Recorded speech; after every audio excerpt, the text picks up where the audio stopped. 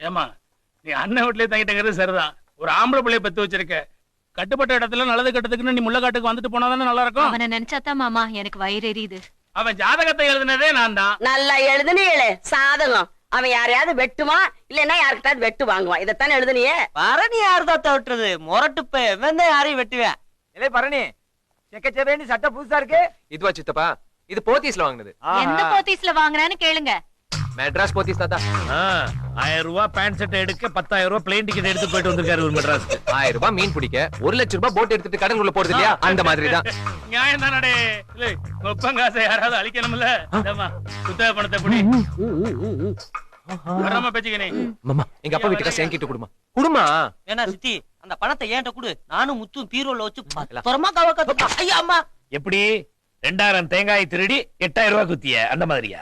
என்ன மாமா சொல்றீங்க? நான் திருடனா? எனக்கு இந்த அவன் பேரு தேவையா? என் அரசியல் எதிர்காலம் பாதிச்சிராதா? வெள்ளி பிள்ளையார் மேல சத்தியமா சொல்றேன். என்னாச்சு வெள்ளி பிள்ளையாரு? வெள்ளி பிள்ளையார் எப்படி என்ன உடைஞ்சது? எப்படி இல்ல என்னாச்சு சொல்லல. இல்ல மாமா 6 மாசத்துக்கு முன்னுக்க வெள்ளி பிள்ளையாரு வீட்டுக்காதான்னு சொல்லி அதை வித்துப்புட்டு உங்க மனசு நோக்கூடாதுன்னு மண் பிள்ளையாரு வாங்கி நானும் பண்ணி மாமா பெயிண்ட் அடிச்சு வச்சா ஒட்டு கொடுத்துட்டானே. அம்மா இந்த 2 பையனும் திருட்டு பையன் வீட்லயே இருக்க கூடாது. போ சொல்லு. நான் எங்க ஆச்சு போவேன்? எங்க வேணாலும் போ. இந்த எதுக்கால நம்ம பழைய வீடு இருக்குல்ல அந்த வீட்டுக்குள்ள போய் கட்டில படுத்துக்கிட்டு தூங்கு. இல்லைன்னா அந்த கேஎஸ்பி தியேட்டர்ல போய் 3 ஷோவை பார்த்துட்டு ராத்திரிக்கு சாப்பிடறதுக்கு மட்டும் வீட்டுக்கு வா. இந்த வெள்ளி பிள்ளையார திருடி வித்ததுக்கு இதுதான் உனக்கு தண்டனை. எஸ்கேப் ஆயிரு. பாத்தியா உன் அம்மைய? நான் அவனை வைத்திர கூடாதான். அதுக்காக அவனுக்கு பெரிய தண்டனை கொடுக்கறாங்களாம். இதனாலயே அவன் கெட்டு போறான். என்ன சிரிக்கிற? இலை முத்து எனக்கு தெரியாம 2000 காயை எப்படி பறிச்சீங்க? மரத்துல காய் குறைஞ்ச மாதிரியே தெரியலையே. பெரிய மூலக்காரன்லே நீ. அது பரணி ஐடியா இல்ல. மரத்துக்கு 2 காயா பறிச்சு போட்டா மாமானால கண்டுபிடிக்க முடியாதுன்னு சொல்ல நானும் அழுக்கு ரொட்டி தானே வேலை ஏறி பறிச்சு போட்டேன். பிச்சிருவேன். போட்டு வாங்குறது கேள்விப்பட்டிருக்கேன். வாங்கிட்டு போடுறது தானா? என்னல அந்த திருச்செந்தூர்காரி 2 நாள்ல வந்து காசு தரேன்னா இன்னும் ஆளே காணோம். ஆமா, வண்டியை நல்லா கழுவி பெட்ரோல் மாத்தினா சரியா போச்சு. இதுக்கு போய் 10,000 ரூபாய் மீட்டர் போட்டேன்னா எப்படி இல்ல?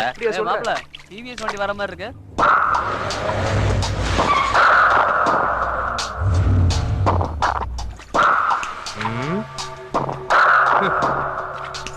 என்ன வேணும்?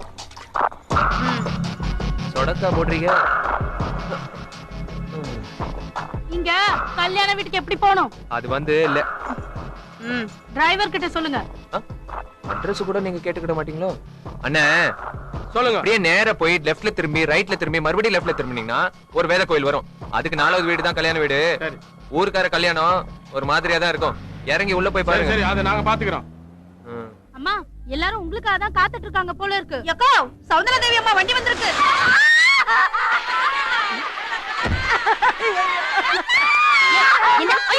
என்ன பண்றீங்க? அடா அட்ரஸ் மாத்தி சொல்லிட்டான்.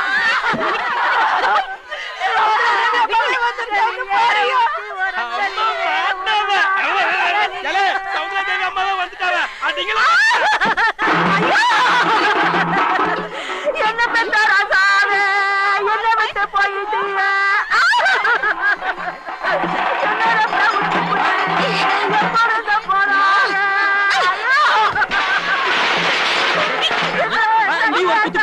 போடு.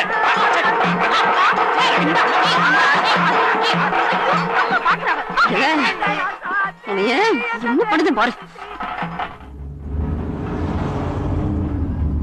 என்ன பத்த ராசாத்தி என்ன விட்டு போயிட்டியே?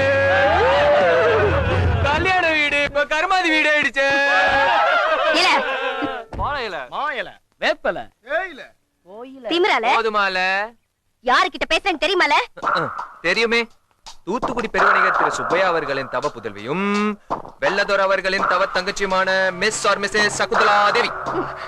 தெரிஞ்சுமா மோதுற? தெரிஞ்சதுனாலதான் மோதுறேன். நீங்க சொடக்கு போட்டு கூப்பிடுவீங்க. ஏன்னு கேட்டா வழி கேட்கறதுக்கு ஒரு பிஏ, அது கேட்டுக்கிறதுக்கு ஒரு டிரைவர்.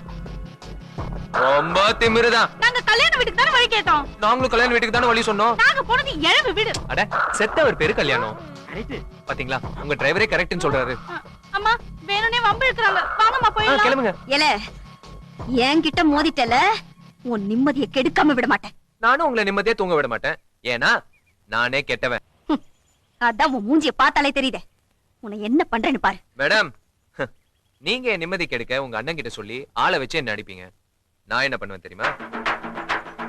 10 பேர் முன்னால நீங்க கௌரவமா இருக்கும்போது அது கெடுக்கிற மாதிரி சக்கு ஐ லைக் யூ அப்படின்னு சொல்லிடுவேன்.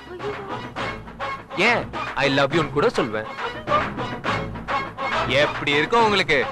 நிம்மதி கெட்டு போயிரும்ல. ஏய், யார பார்த்து என்ன பேசுற? ஏன் உன் புருஷன் முன்னால உன்கிட்ட சொல்லுமா?